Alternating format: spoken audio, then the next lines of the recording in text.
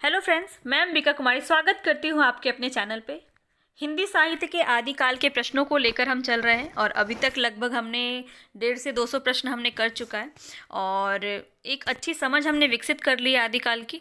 ठीक है, तो चलते हैं हम अपने प्रश्नों की तरफ। आज भी हम लगभग 30 प्रश्न करेंगे और अच्छी तरह से डिटेल में करेंगे ताकि हम चीज़ों को ज़्यादा से ज़्यादा समझ सकें, याद कर सकें और हमारा उद्देश्य भी यही होना चाहिए।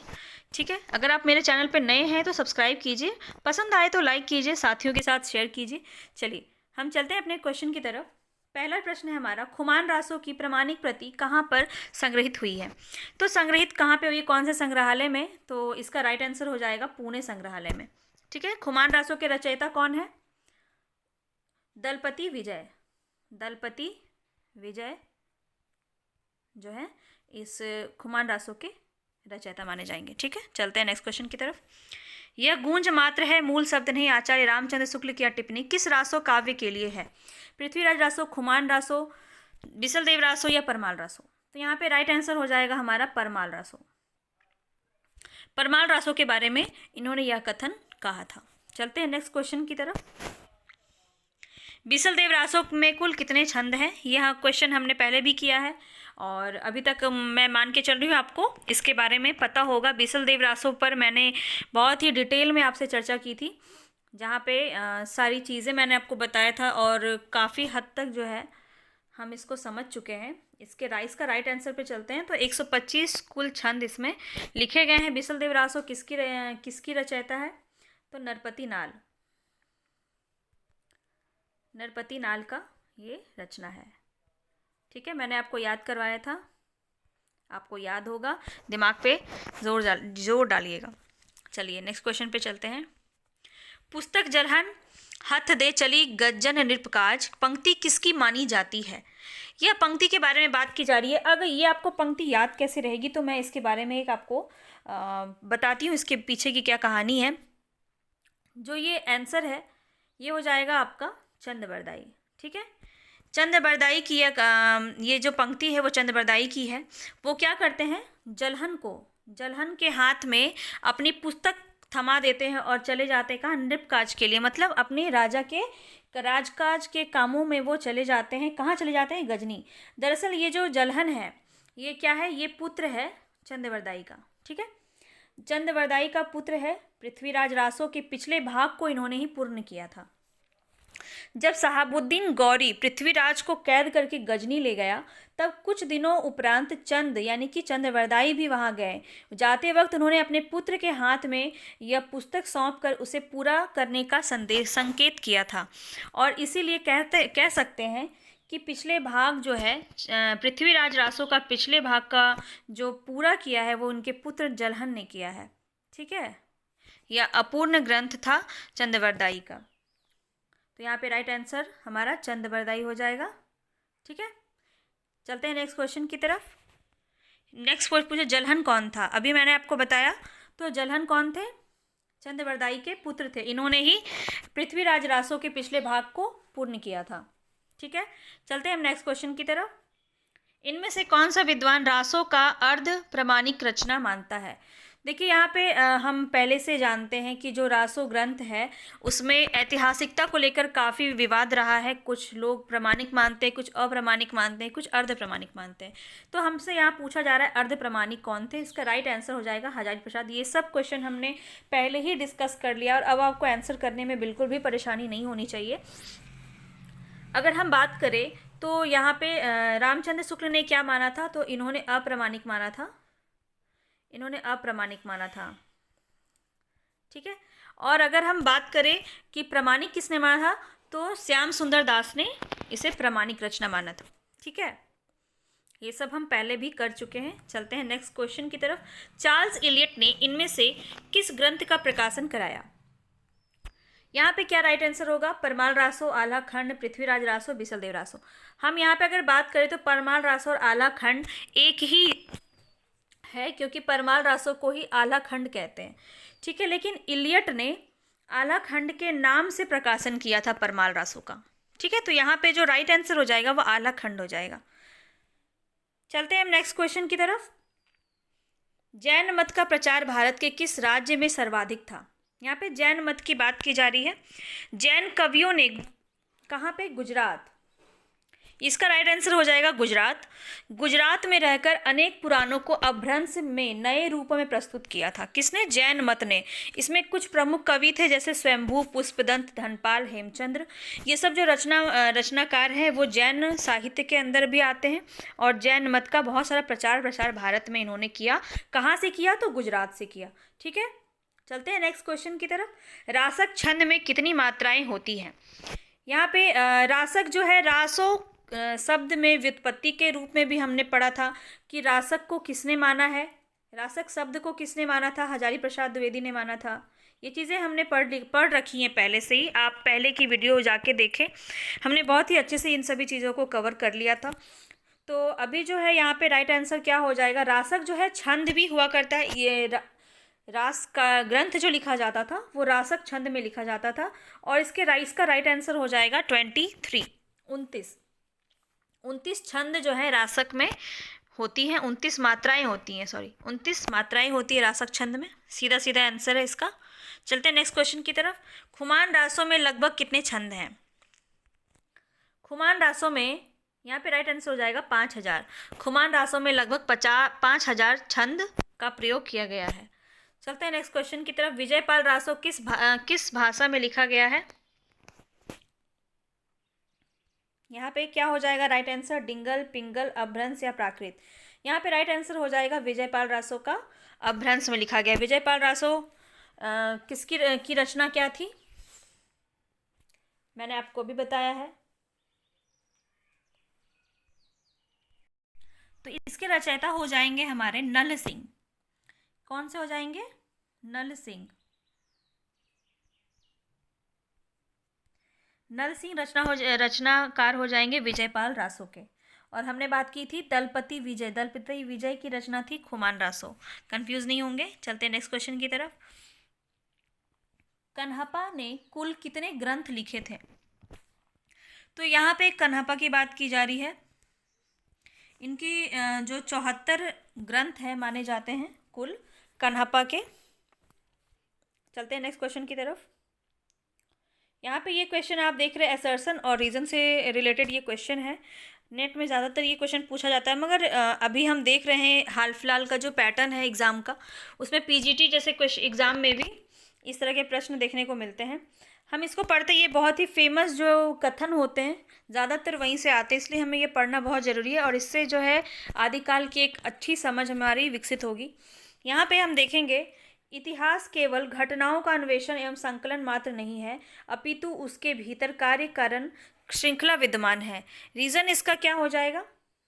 रीतिकालीन कविता में पाए जाने वाली श्रृंगारिकता एवं अश्लीलता तत्कालीन दरबारी वातावरण की देन है। इसके लिए तत्कालीन कवि उतने दोषी नहीं हैं। तो यहाँ पे देख रहे हैं आप कि घटनाओं की बात की जा रही है कि किस तरह से यह रीतिकालीन कविता से संबंधित है। रीतिकाल में किस तरह की चीज़ें होती थी, श्रृंगारिकता और अश्लीलता जो थी वहाँ पे उस समय बहुत ज़्यादा अपनाई जा रही थी। तो हम देखेंगे इसका राइट आंसर क्या हो जाएगा। इसमें जो है दोनों ही बात सही कही जा रही है। तो यहाँ पे राइट आंसर हो जाएगा हमारा ऑप्शन ए और आर दोनों ही सही है। यहाँ पे इतिहास के बारे में जो भी बातें की जा रही है और रीतिकालीन जो बातें की जा रही है वो दोनों एक दूसरे को सही साबित करती है, इसलिए यहाँ पे राइट आंसर हो जाएगा ए और आर दोनों ही सही है। असर्शन और रीज़न दोनों सही है। चलते हैं नेक्स्ट क्वेश्चन की तरफ। नेक्स्ट क्वेश्चन है, स्थापना दिया हुआ है, प्रत्येक देश का साहित्य वहाँ की जनता की चित्तवृत्ति संचित प्रतिबिंब होता है। जनता की चित्तवृत्ति में परिवर्तन साथ साथ साहित्य के स्वरूप में भी परिवर्तन होता चलता है। ये जो कथन है ये रामचंद्र शुक्ल का कथन है। ये रामचंद्र शुक्ल का कथन है, बहुत ही फेमस कथन है। ये क्वेश्चन पूछा जाता है, ये जो कथन है ये भी पूछी जाती है। अब हम इसके जो असर्शन इसकी जो ये है रीज़न है इस पे चलते हैं।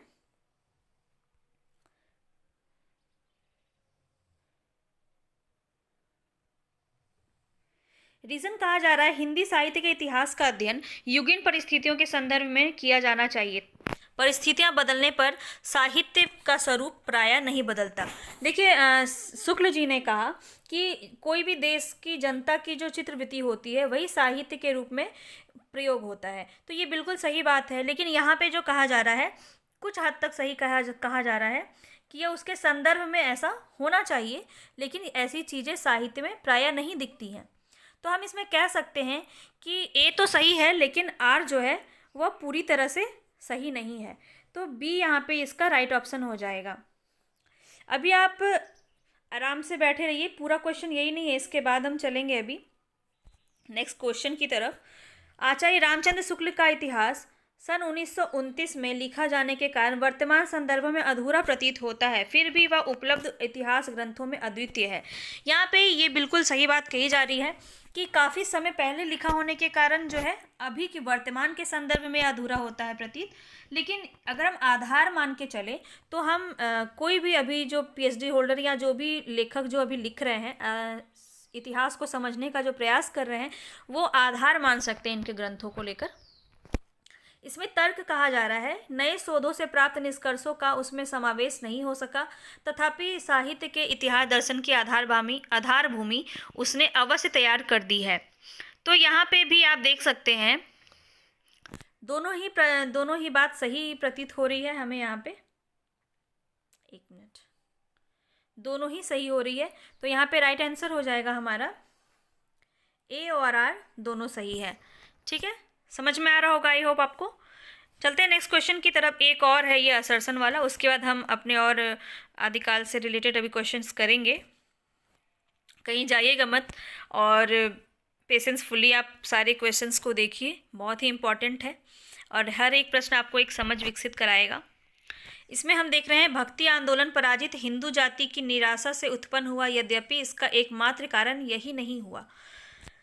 अब ये जो कहा जा रहा है इसमें ऐसा मानते कौन थे? तो आचार्य रामचंद्र शुक्ल जो थे वो भक्ति का जो उदय वो इसी से मानते थे कि जो मुस्लिम शासक थे और उन्होंने जो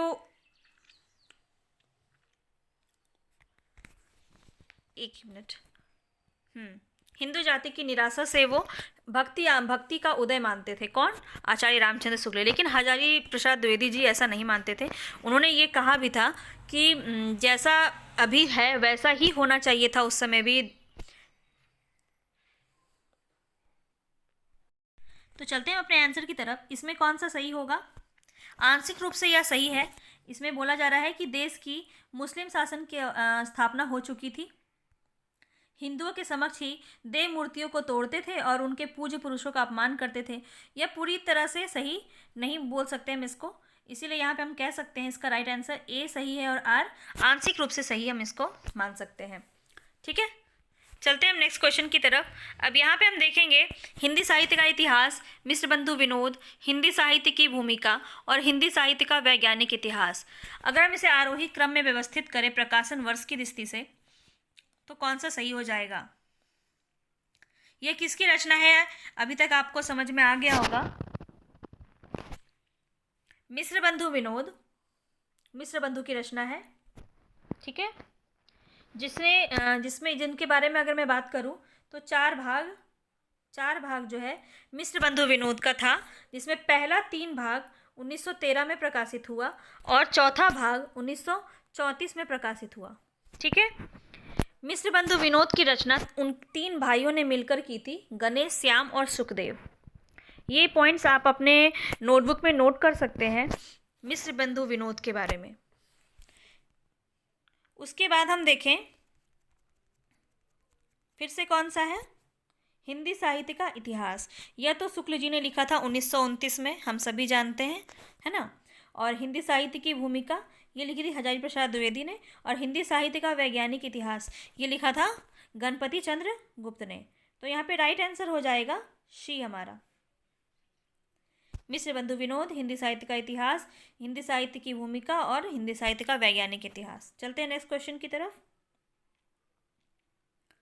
अब इसमें बोला जा रहा है कालक्रम की दृष्टि से पौमचर्यु, महापुराण, ढोला मारूदा रोहा, संदेश रासर। तो कौन सा सही हो जाएगा? पयुमचर्यु जो है 8वीं सदी की रचना है। ठीक है। और महापुराण की बात करें तो यह पुष्पदंत की रचना है, 10वीं सदी में यह लिखी गई थी। ठीक है। और ढोला मारूदा दोहा हमने बहुत बार पढ़ लिया ऐसे। कुशल लाभ की रचना है ये, और 11वीं सदी में यह लिखी गई थी। और संदेश रासक की बात करें तो अब्दुल रहमान की रचना है ये हमारी 12वीं सदी में लिखी गई थी। तो इस तरह से हम देखें अगर कालक्रमानुसार, तो यहाँ पे ए ऑप्शन हमारा राइट हो जाएगा। पवनचर्यू, महापुराण, ढोला मारूदा दोहा और संदेश रासक, ये सही हो जाएंगे। चलिए नेक्स्ट क्वेश्चन पे चलते हैं।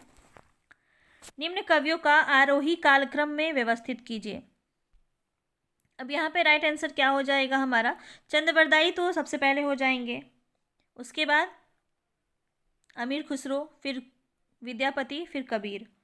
ठीक है। अमीर खुसरो का 1255 से हमने पढ़ा था, 1324 इनका जन्म माना जाता है। फिर विद्यापति है, विद्यापति का 16वीं सदी के ये कवि माने जाते हैं।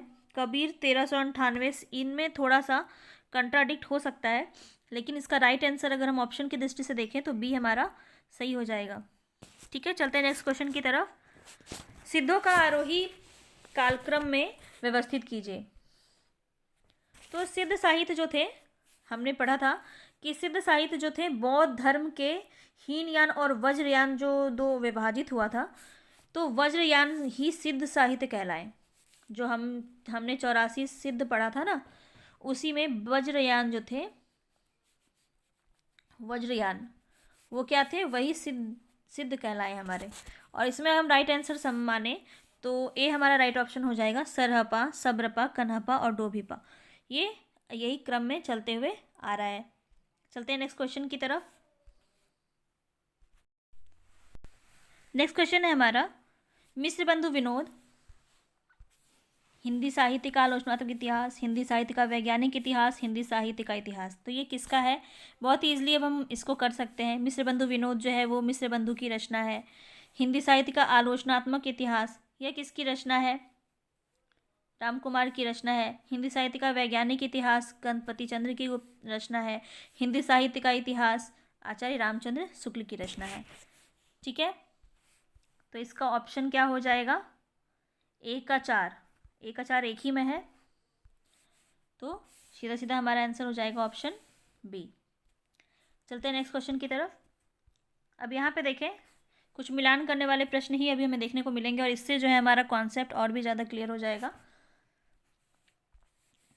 तो यहाँ पे हम देखें, परमाल रासो हमने पढ़ा है जगनिक, खुमान रासो किसका हो जाएगा? दलपति विजय। संदेश रासक अब्दुल रहमान, और कीर्ति पताका विद्यापति। ठीक है। तो ए का 2 दो जगह है, बी का 4, सी ऑप्शन हमारा सही हो जाएगा। सी ऑप्शन हमारा सही हो जाएगा। चलते हैं नेक्स्ट क्वेश्चन की तरफ। यहाँ पे कवियों का काल के आरोही क्रम में व्यवस्थित कीजिए की बात की जा रही है। तो यहाँ पे सेम क्वेश्चन अभी रिपीट हो गया है। यहाँ पे वही हो जाएगा, सरहपा, सब्रपा, कन्हपा, फिर डोम्बिपा, यही राइट आंसर हो जाएगा। चलते हैं नेक्स्ट क्वेश्चन पे। अब यहाँ पे देखिए किसने कौन सा नाम दिया है आदिकाल को। तो बहुत ही इजी सा क्वेश्चन है, आप आराम से इसको कर सकते हैं, हमने कई बार इसको कर लिया है। वीर गाथा काल किसने कहा था? आचार्य रामचंद्र शुक्ल ने। आदिकाल किसने कहा था? हजारी प्रसाद द्विवेदी ने। चारण काल डॉक्टर राम कुमार वर्मा, क्योंकि यहाँ पे गिरियर्सन नाम नहीं है इसीलिए हम राम कुमार वर्मा की तरफ जाएंगे। और सिद्ध सामंतियों राहुल सांकृत्यायन। तो यहाँ पे ए का 2 एक ही में है, हमारा बी ऑप्शन सही हो जाएगा। चलते हैं नेक्स्ट क्वेश्चन की तरफ। अब यहाँ पे पत्रिकाओं का प्रकाशन पूछा जा रहा है। तो हम देखें अगर सरस्वती पत्रिका कब प्रकाशित हुई थी? 1900 में चिंतामणि घोष के द्वारा। और अगर हम इंदु की बात करें तो इंदु 1909 में जयशंकर प्रसाद की पत्रिका थी। माधुरी की बात करें तो यह 1921 में विष्णु नारायण भार्गव की रचना की पत्रिका थी। और हंस की बात करें तो 1930 में प्रेमचंद्र की पत्रिका मानी जाती है। तो इस तरह से अगर हम देखें तो राइट आंसर हमारा क्या हो जाएगा? राइट हमारा ऑप्शन डी हो जाएगा। ठीक है। चलते हैं नेक्स्ट क्वेश्चन की तरफ। सारिका यहाँ पे पत्रिका का नाम दिया है और संपादक का नाम दिया है, तो देख लेते हैं हम। सारिका किसकी हो जाएगी? कमलेश्वर की। सारिका किसकी हो जाएगी? एक मिनट दूसरे पेज में है आपका क्वेश्चन, मैं आपको दिखा दूंगी। यहाँ पे समय लिख देती हूँ। सारिका जो है वो कमलेश्वर की है, कमलेश्वर की है। धर्मयुग धर्मवीर भारती की है, ठीक है। और अगर हम इधर चलें तो साप्ताहिक हिंदुस्तान, यह किसकी है? मनोहर श्याम जोशी की है। और संचेतना जो है किसकी है? डॉक्टर महीप की है, डॉक्टर महीप सिंह। तो यहाँ पे राइट आंसर हो जाएगा हमारा ऑप्शन सी। ऑप्शन सी हमारा यहाँ पे सही हो जाएगा। चलते हैं नेक्स्ट क्वेश्चन की तरफ। निम्नलिखित रासो काव्य ग्रंथों को उनके रचयिता के साथ सम्मिलित करें। बहुत ही सिंपल सा क्वेश्चन, बहुत ही इजी सा क्वेश्चन। अब आपके लिए ये हो जाना चाहिए क्योंकि हमने इसको कई बार पढ़ लिया है ना। तो पृथ्वीराज रासो हो जाएगा चंद्रबरदाई, परमाल रासो हो जाएगा जगनिक, बिसल देव रासो नरपति नाल, खुमान रासो दलपति विजय, ठीक है। तो राइट आंसर हमारा क्या हो जाएगा? Option number B. चलते हैं नेक्स्ट क्वेश्चन की तरफ। नेक्स्ट क्वेश्चन है हमारा, निम्नलिखित रचना काल को आरोही क्रम में व्यवस्थित कीजिए। तो यहाँ पे आप देख सकते हैं पृथ्वीराज रासो आपको यहाँ पे थोड़ा सा कन्फ्यूज़न हो सकता है कि पृथ्वीराज रासो को पहला माना गया था तो इसीलिए उन्होंने लिखा होगा पहले, तो ऐसा नहीं है। 12वीं सदी में ये लिखा गया था। पृथ्वीराज रासो 13वीं सदी में लिखा गया था। इस तरह से हम देखें अगर, तो राइट आंसर हो जाएगा हमारा ए। बिसल देव रासो पहले लिखा गया था, उसके बाद पृथ्वीराज रासो, उसके बाद परमाल रासो है, उसके बाद जाके हमीर रासो है, फिर विजयपाल रासो है। यहाँ पे परमाल रासो नहीं है तो हम सीधा सीधा इसको लेके चलेंगे। राइट आंसर ए ऑप्शन हमारा हो जाएगा। चलते हैं नेक्स्ट क्वेश्चन की तरफ। यहाँ पे आरोही क्रम में व्यवस्थित करना है फिर से। तो ये तो बहुत ही ईजी सा प्रश्न है। यहाँ पे रीतिकाल पहले हो जाएगा, फिर भारतेंदु हो जाएगा, फिर छायावाद, फिर प्रयोगवाद। अगर हम इसकी डेट की बात करें तो रीतिकाल हमारा, हम मानते हैं जो सर्वसम्मत जो है वो है 1650 से 1850। कौन सा है? रीतिकाल, ठीक है, रीतिकाल है हमारा। और अगर हम बात करें भारतेंदु की तो भारतेंदु हो जाएगा हमारा 1850 से 1900। और छायावाद की बात करें तो यह 1918 से हम मान सकते हैं, 1918 से 1936। और प्रयोगवाद हमारा 1943 से 1953। इसके बीच में कौन सा आ गया? एक प्रगतिवाद, जो ऑप्शन में तो नहीं दिया है, लेकिन हमारा राइट ऑप्शन हमारा क्या हो जाएगा? डी। रीतिकाल, फिर भारतेंदु युग, फिर छायावाद, फिर प्रयोगवाद, ठीक है। तो ये हमारा आज का अंतिम प्रश्न था।